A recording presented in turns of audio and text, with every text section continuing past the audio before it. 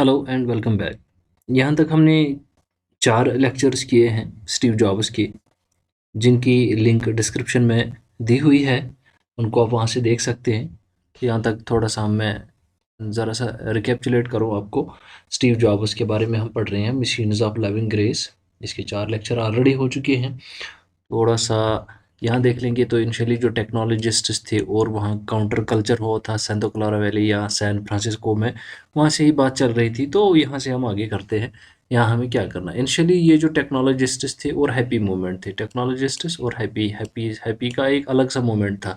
तो इन्हीं का असल में चल रहा था कि वो वही बता रहे थे, इनमें काउंटर कल्चर था और नए कंप्यूटर्स का दौर आने वाला था। 60s की बात चल रही थी, कंप्यूटर का दौर आने वाला है। तो लोग कुछ मानते हैं, कुछ नहीं मान रहे हैं इस चीज़ को। जैसे कि आज अगर हम बात करेंगे तो आज देखें, अगर आर्टिफिशियल इंटेलिजेंस की बात करें तो आधे लोग इसको एग्री कर रहे हैं, आधे लोग नहीं कर रहे, कहते हैं कि इससे वो हो जाएगा, ये हो जाएगा, हमारी जॉब चली जाएगी। तो ये 1960s में भी यही मामला था। जब कंप्यूटर्स का बात चल रहा था तो कंप्यूटर बनाने की या पंच कार्ड्स या उस टाइम का जो वो मदरबोर्ड, मान के चलिए कि कंप्यूटर जब आने वाला था, कंप्यूटर का दौर स्टार्ट हो रहा था, तो लोग आधे से ज़्यादा उसके खिलाफ ही थी। तो यहाँ तक ये जाता है। तो इसलिए बाद में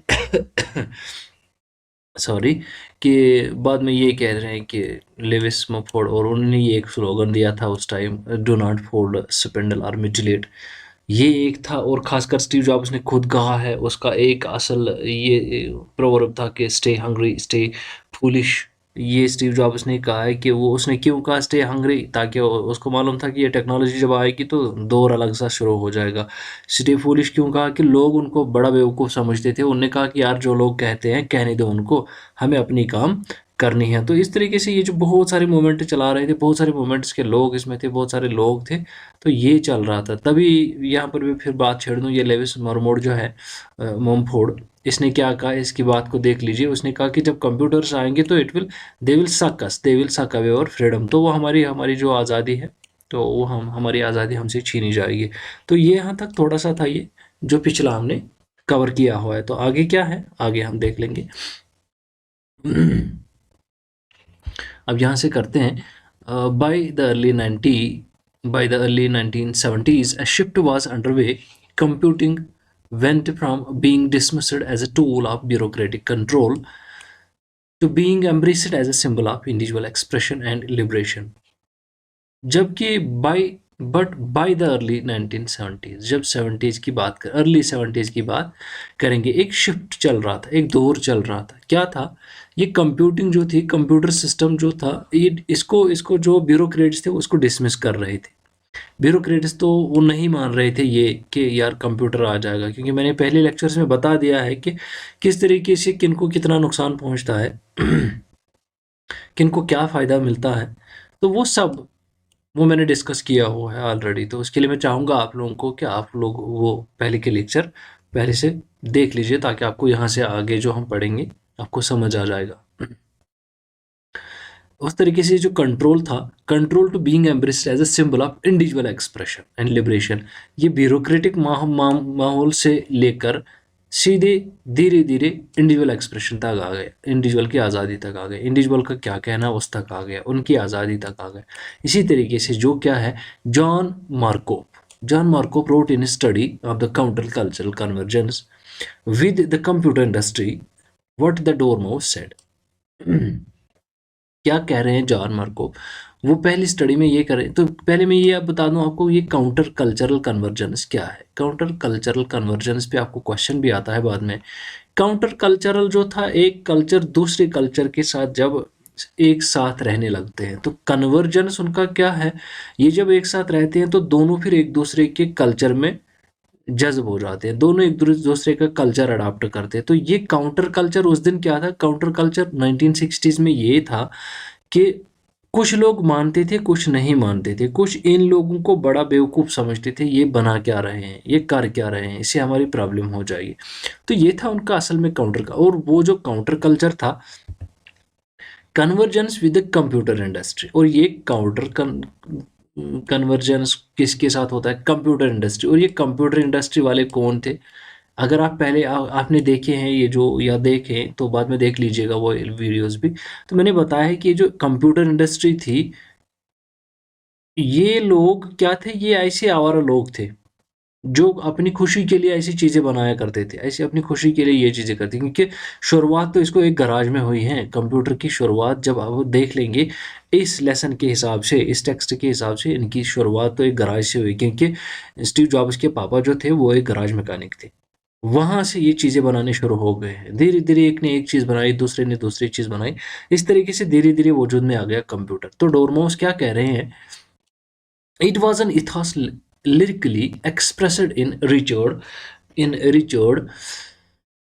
Bruting's Brutingen's 1967 पोएम। तो ये एक कल्चरल इथॉस था, ये कल्चरल क्या था, ये एक सुप्रिट था, कल्चरल सुप्रिट था लविंग ग्रेस का। ये कल्चरल सुप्रिट था जो धीरे धीरे बढ़ता गया, जो जिसने उसने क्या, उसकी जो पोएम थी all watched over by machines of living, सब चीज़ें जो है देखी जाएंगी, सब चीज़ें जो है की जाएंगी, किन से, ये जो मशीन्स आने वाले हैं, जो मशीन्स का दौर आने वाला है, इनसे हमारे लिए बहुत कुछ अच्छा होने वाला है। ये था उनका। And the cyberdelic fusion was certified when Timothy Leary declared that personal computers had become the new LSD, and years later revised his famous mantra to proclaim। तो ये क्या था, ये साइबरडेलिक फ्यूजन, ये एक फ्यूजन था जो साइबर कल्चर का था, जिसने नया कल्चर बनाया था। साइबर कल्चर यानी जो कल्चर था, साइबर डेलिक यानी जो कल्चर बन रहा था साइबरिज्म का, या जो कंप्यूटर्स का कल्चर बन रहा था, इसने टिमोथी लैरी क्या कह रहे हैं, वो डिक्लेयर करते हैं ये जो पर्सनल कंप्यूटर्स है had become the new less LSD, less signified data. तो ये क्या था, क्योंकि वो बना रहे, उससे पहले जो थे, उससे पहले अगर चार्ल्स बाबेज की बात करेंगे तो उन्होंने क्या किए थे, उन्होंने जो अबेकस कंप्यूटर की इजाद रखी थी, और उनके बड़े बड़े ड्रामस थे, उनका बड़ा बड़ा मतलब पावर सप्लाई की ज़्यादा यूजेज हो रही थी। तो जब ये लेस सिग्निफाइड डाटाज आ गए तो लेस सिग्निफाइड ये आ गए। तो इस तरीके से वो कह रहे हैं कि ये नया कुछ होने जा रहा है। And years later revised his famous mantra to proclaim. तो कुछ कुछ साल बाद क्या कह रहे हैं, वो जो उसने मंत्रा दिया था क्या है, turn on boot up and jack in. उसने ये मंत्रा दिया, अब ऑन कर दो, स्टार्ट कर दीजिए और चलिए। यानी कि आप जो अब कंप्यूटर बना रहे हो, यानी कि आप जो LSD बना रहे हो, यानी कि आप जो कंप्यूटर के मदरबोर्ड्स बनाए हो, ट्रांजिस्टर्स बना रहे हो, यू जस्ट कीप ऑन। ये वो कह रहे हैं। द म्यूजिशियन बानो, और एक बंदा इधर आ रहा है, ये म्यूजिशियन बानो की जब बात करते हैं तो क्या कह रहे हैं musician Bano, who later became a friend of Jobs, जो बाद में जॉब्स के दोस्त बनते हैं। often discussed with him why those immersed in the rock drugs rebel counterculture of the Bay Area ended up helping to create the personal computer industry।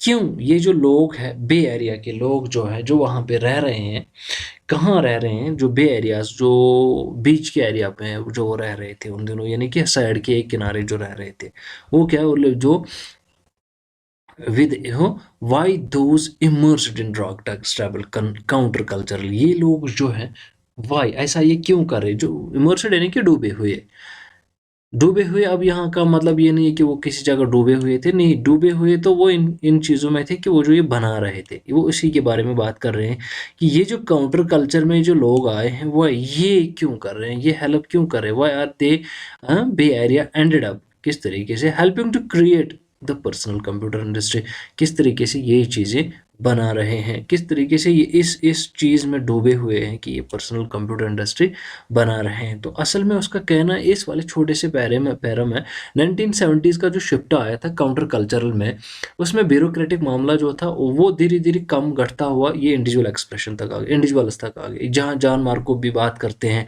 यहाँ door mouse भी बात करते हैं, यहाँ टिमोथी लैरी भी बात करते हैं, तो ये सब लोग जो हैं, म्यूजिशियन बानो जो बात करते हैं, ये सब लोग इसके बारे में ही बात कर रहे हैं कि ये जो कंप्यूटर इंडस्ट्री आने वाली है, इससे हमें कितना फ़ायदा और कितना क्या होने वाला है, क्यों ये लोग ऐसा कर रहे हैं, किस तरीके से ये चीज़ें कर रहे हैं।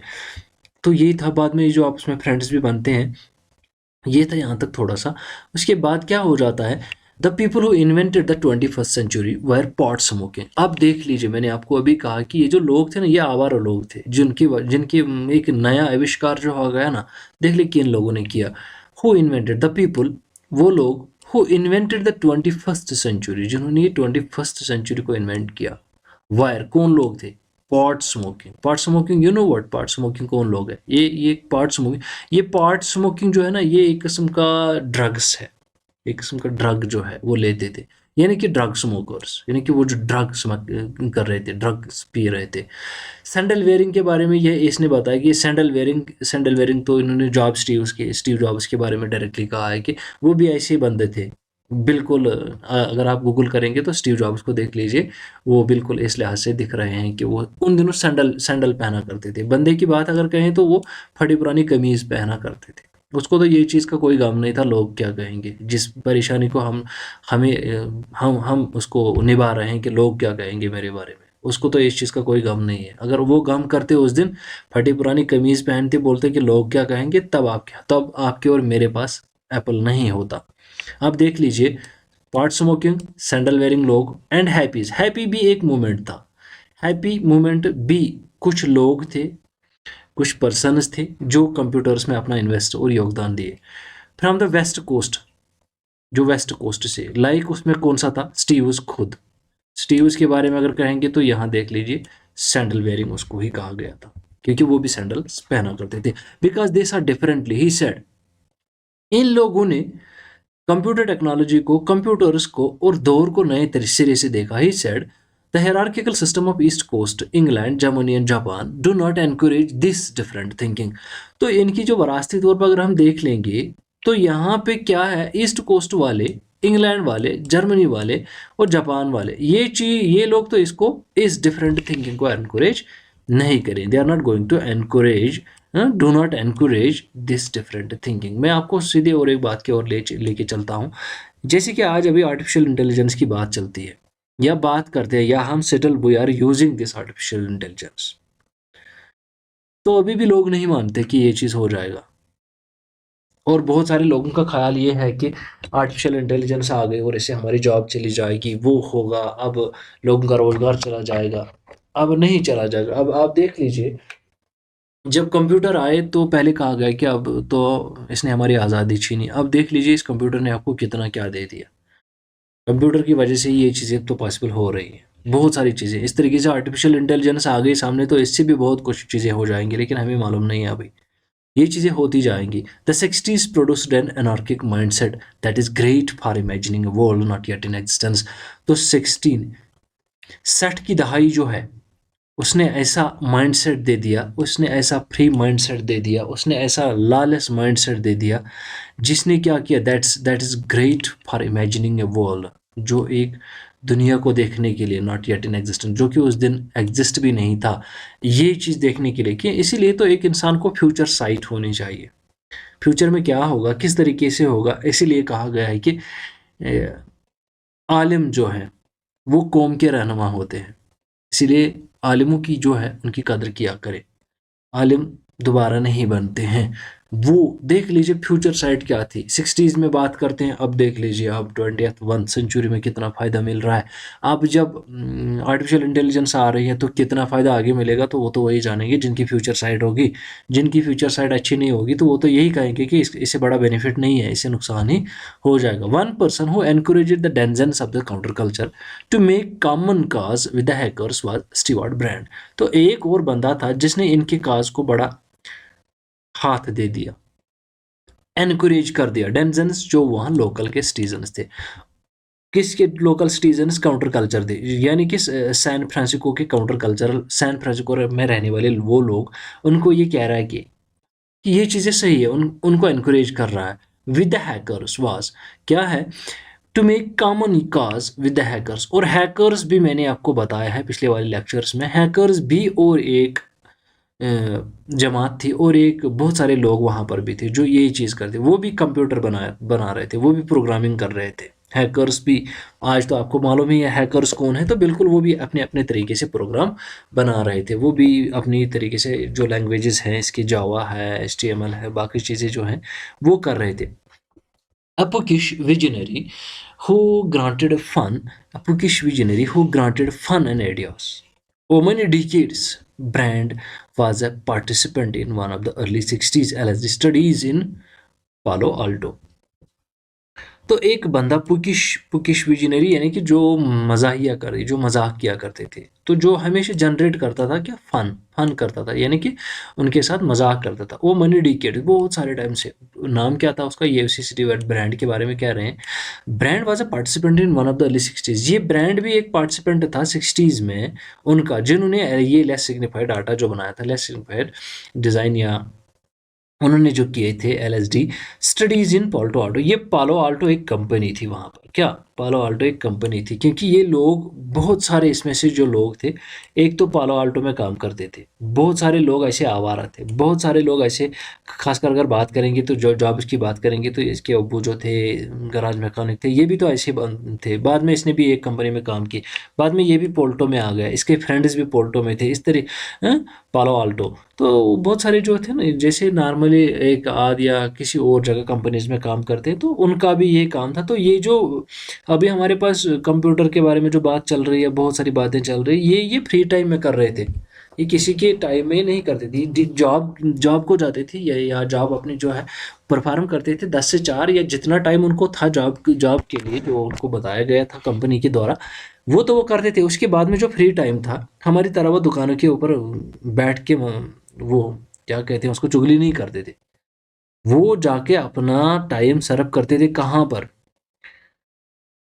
इस गैराज में, वहाँ पर जहाँ पर ये चीज़ें बनाया करते थे, अपने अपने काम में मसरूफ थे। उनको तो मालूम भी नहीं था। खासकर अगर स्टीव जॉब्स की बात करेंगे, तो बंदा क्या करता था, खाना बनाना इसको मुश्किल पड़ता था, वो फ्री खाना खाने के लिए जाता था। दो काम इकट्ठे करते थे बंदे, स्टीव जॉब्स की बात करें, दो काम, यानी कि खाना भी खाता था, फ्री में मिलता था, वहाँ तक पैदल जाता था, पैदल जाने का उसको ये था कि मुझे क्या मिलेगा, मैं वॉक करूँगा साथ साथ। हमारी तरह टाइम वेस्टेज नहीं करते थे। He joined with his fellow subject Ken Casey to produce the acid celebrating Trips Festival, appeared in the opening scene of Tom Wolfe's The Electric Coal Aid Acid Test, and worked with Doug Engelbart to create a seminal sound and light presentation of new technologies called the Mother of All Demons। क्या कहते हैं कि वो जो है, वो join किया उसने, ही ज्वाइनड विद हिज फेलो, उसके जो कुलीग थे उससे ज्वाइन किया कैन कैसी से। कैन कैसी कोई प्रोड्यूस कर रहे थे, वो बना रहे थे कोई एसिड सेलिब्रेटिंग के लिए, वो एसिड सेलिब्रेटिंग ट्रिप फेस्टिवल के लिए जो कर रहे थे, क्या है, appeared in the opening scene, किसके लिए, जो the electric cool acid test जो था उसके ओपनिंग सीन के लिए उन्होंने वो बनाया था। और वर्कड, और उसने काम की थी किससे, डग डग एंजल बर्ड से। क्या, किस लिए काम की थी, to create a seminal sound. और वो एक साउंड, सेमिनल साउंड, यानी कि एक इन्फ्लुएंशियल साउंड, वो एक इन्फ्लुएंशियल कुछ साउंड बना रहे थे। यहाँ कुछ तरीके से हम ये कह सकते हैं, डेक्जल्वर to create a seminal sound and light presentation of new technology. एक तो वो एक अच्छी आवाज़ बना रहे थे, एक अच्छी आवाज़ निकले, दूसरा लाइट प्रेजेंटेशन के लिए कर रहे थे, ताकि जो उनकी जो नई टेक्नोलॉजी है, ये नई टेक्नोलॉजी थी क्या, वो सब लोग इसको मिलकर ये कह रहे थे, इस मदर ऑफ ऑल डेमन है, सब सब शैतानों की ये अम्मी है, जो ये बना रहे थे। देखिए क्या है, अगर हम माउस की बात करेंगे या कीबोर्ड की बात करेंगे या बाकी ये लैंग्वेजेस की बात करेंगे, धीरे धीरे आते गए, क्योंकि जब हम ये हमारे डिस्प्ले में जब जो आता है ये बाइनरी सिस्टम का मामला जो है, तो ये चीज़ें जब हमारे डिस्प्ले पे आए, तो जिसने ये लिखा वो तो आ जाएगा टेक्स्ट में, मैं बता दूंगा कि उसको भी मालूम नहीं था ये चीज़ सामने आएगी। वो तो ऐसी लैंग्वेज लिख रहा था, ऐसे ही प्रोग्राम लिख रहा था, तो उसके सामने सामने फिर उसके डेस्कटॉप पे आ गया, तो उसने सोचा यार मैंने क्या बना दिया।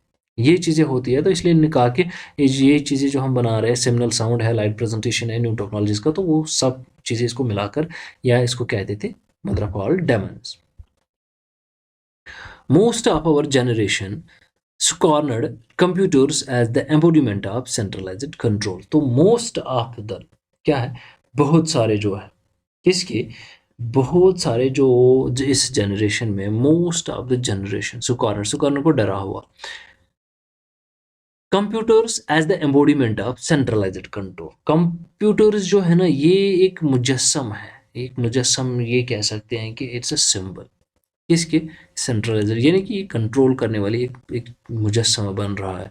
ब्रांड लेटर नोटेड, ब्रांड ने लास्ट बाद में क्या कहा, ब्रांड जिसकी बात कर रहे थे हम, ब्रांड की, तो स्टीवर्ड ब्रांड है, जिसने उनको थोड़ा-सा हेल्प किया, तो उनको एनकरेज किया, वो क्या नोट करते हैं लास्ट में at the end, but tiny contingent contingent क्या है? एक चांस, छोटा सा चांस है हमारे लिए, बट टीनी कंटिजेंट, ये हमारे लिए एक छोटा सा मौका। लेटर कॉल्ड क्या कहे, लेटर बाद में हैकर्स ने क्या कहा, हैकर्स कहते हैं embraced computers and set about transforming them into tools of liberation. तो उन्होंने बाद में एम्ब्रेस किया इसको, कंप्यूटर्स को, और धीरे धीरे क्या बनता गया, उन्होंने ट्रांसफार्म इसको किया किस में, टूल्स ऑफ लिबरेशन, यानी कि आज़ादी। देखिए यहाँ पे मैं इस टूल्स ऑफ लिबरेशन की बात छेड़ दूँ तो आपको एक और बात समझ आ जाएगी।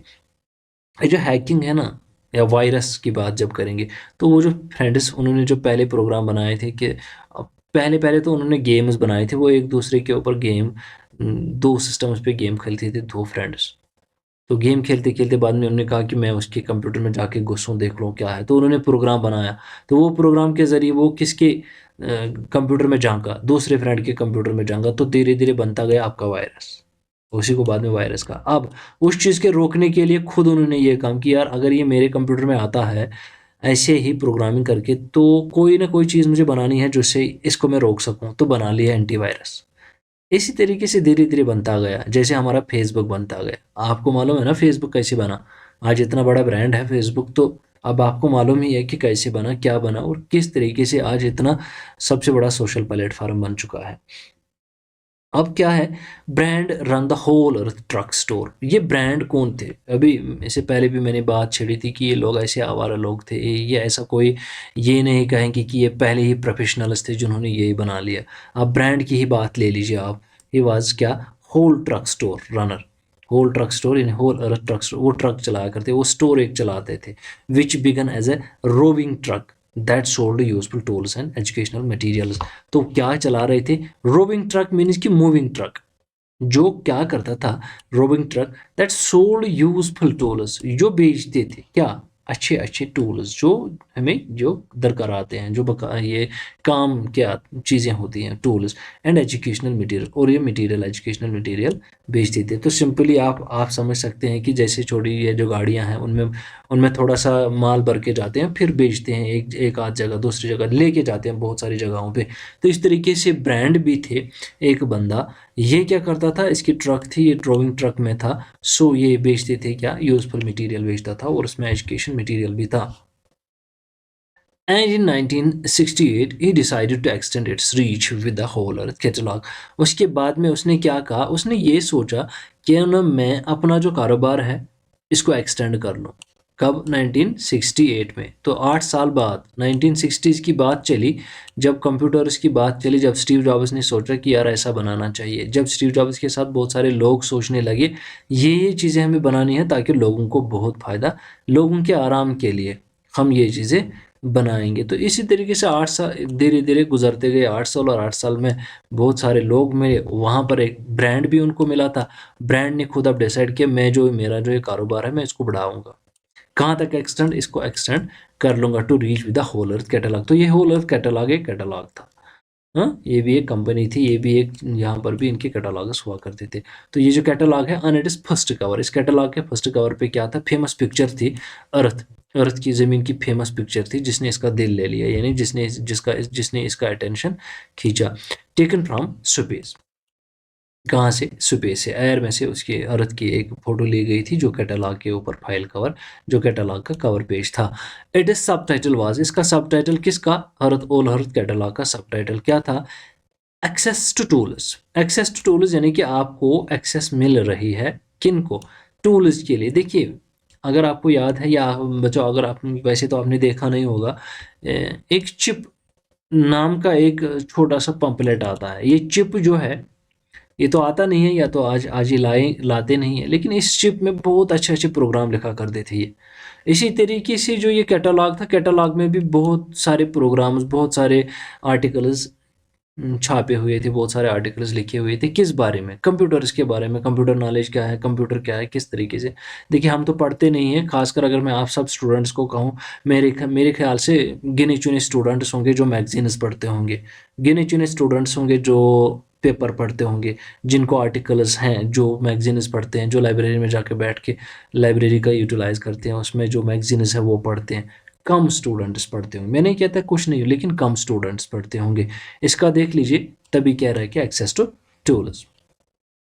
The underlining philosophy was that technology could be our friend. तो ये जो टेक्नोलॉजी थी उसमें अंडरलाइनिंग फिलॉसफी क्या थी कि ये हमारी could be, it could be, was that it could be, technology could be our friend, ये हमारी दोस्त हो सकती है। जैसे कि आर्टिफिशियल इंटेलिजेंस की बात करें, अभी तो आपको मालूम ही है आर्टिफिशियल इंटेलिजेंस क्या है, वो भी हमारे लिए बड़ा फायदेमंद साबित हो रहा है। Brand wrote on the first page of this edition. Brand क्या कर रहे हैं, पहले पेज पे क्या लिख रहे हैं, realm of intimate personal power is developing। realm, एक नया दौर, एक नया और सही दौर शुरू होने जा रहा है। Power of individual to conduct his own education, एक इंडिविजुअल के लिए एक ताकत तैयार हो रही है ताकि वो अपनी जो एजुकेशन है उसको कंडक्ट करे, अपनी जो एजुकेशन है उसको सही तरीके से करे। देखिए हम बात, अगर मैं बात करूँ आपके पास अभी जो मेरा लेक्चर है, अभी आप जो सुन रहे हो, देख रहे हो, ये आज से 10, 12, 20, अगर हम अपने यहाँ की बात करेंगे तो 20 साल पहले तो ये चीज़ें हमारे लिए हमारे इख्तियार में नहीं था कि हम ऐसा चीज़ें कर सकते हैं, हमारे सामने ये चीज़ें। धीरे धीरे टेक्नोलॉजी बढ़ती गई, धीरे धीरे हमारे पास ये आता गया। मैंने पहले लेक्चर्स में भी बताया कि अगर आप नोकिया 1100 की बात करें तो वो 22-23 हज़ार का मिलता था। आज आप देख लीजिए टेक्नोलॉजी इतनी बड़ी है तो उसको 200 में भी कोई नहीं लेगा, 100 में भी कोई नहीं लेगा, मुफ्त दे दो मुफ्त में भी नहीं लेगा, क्योंकि हमारे पास स्मार्टफोन है, उसका तो कोई हाथ भी नहीं लगाएगा। ये थी टेक्नोलॉजी, और यही टेक्नोलॉजी को कह रहा है कि power of individual to conduct his own education, find his own inspiration. किससे, टेक्नोलॉजी से अपनी इंस्पिरेशन ढूंढ सकता है, अपना फ्यूचर जो है, शेप हिज ओन एनवायरनमेंट, अपना एनवायरनमेंट यानी कि अपना एनवायरनमेंट बना सकता है। एनवायरनमेंट में बात कर लें तो हर एक चाहता है कि मेरा अच्छा एनवायरनमेंट हो, यानी कि अच्छा फ्यूचर हो। And share is adventure with who ever is interested, और अपना जो एडवेंचर है, अपना जो है वो शेयर कर सकता है जो भी उसके एडवेंचर में इंटरेस्टेड है, जो भी उसके नॉलेज शेयरिंग में इंटरेस्टेड है, जो भी उसकी चीज़ों में इंटरेस्टेड है, वो जो एडवेंचर अपना शेयर करना चाहेगा, जो भी उसमें इंटरेस्टेड है वो इंटरेस्ट लेना चाहेगा, वो देख लेगा। Tools that aid the process are sought and promoted by the Whole Earth Catalog. तो ये जो टूल्स हैं, इससे ये प्रोसेस स्टार्ट की गई है, ये प्रमोट की गई है, किससे, इसी होल अर्थ कैटलॉग से, इसी होल अर्थ कैटलॉग से। Buckminster Fuller followed with a poem that began. तो ये बकमिंस्टर फुलर कौन थे, पहले इसकी बात करेंगे, उसके बाद हम अपने इख्तिताम हो जाएंगे। बकमिंस्टर फुलर कौन थे, बकमिंस्टर, ये Richard Buckminster Fuller American American scientist थे, ये अमेरिकन आर्किटेक्ट थे, ये सिस्टम थ्योरिस्ट थे, हाँ ये एक राइटर थे, ये एक डिज़ाइनर थे, ये एक इन्वेंटर थे, ये एक फिलासफर थे। तो इसको आप देख लीजिए, बकमिंस्टर फुलर, एक इसका अगर गूगल करेंगे, साइंटिस्ट नहीं, ये तो इतने सारे हैं, ये आर्किटेक्ट है, हम कह सकते हैं कि सिस्टम थ्योरिस्ट है, ये राइटर है, डिज़ाइनर है, इन्वेंटर है, फिलासफर है, एटस्ट्रा एटस्ट्रा। तो वो क्या है, with a poem that began, तो वो इस पोएम के द्वारा ये कह रहे हैं, फॉलोड विद अ पोएम, इस पोएम के द्वारा ये कह रहे हैं, I see God in the instruments and mechanisms that work reliably. मैंने खुदा को देखा, किसको, ये बकमिंस्टर कह रहे हैं, मैंने खुदा को देखा, और किन में, इन इंस्ट्रूमेंट में और इस मैकेनिज्म में, इन इंस्ट्रूमेंट में और इन मैकेनिज्म में, जो कि बहुत सही तरीके से अपनी काम कर रहे हैं। मैंने इस चीज़ को, मैंने खुदा को यहाँ देखा। तो ये था बकमिंस्टर, जो एक अच्छे आथर, एक अच्छे इन्वेंटर के तौर हम जान सकते हैं। तो उनका भी यही कहना था, उसने भी अपने तरीके से इसमें बड़ा योगदान दे दिया। तो ये था हमारा यहाँ तक लेक्चर कंप्यूटर्स के या स्टीव जॉब्स के बारे में, मशीन्स ऑफ लिविंग ग्रेस। तो hope so it will help you. आने वाला जो लेक्चर होगा वो उससे आगे हम कर लेंगे। यहाँ तक के लिए I hope it will help you. Keep watching. So thank you very much. Take care, bye bye.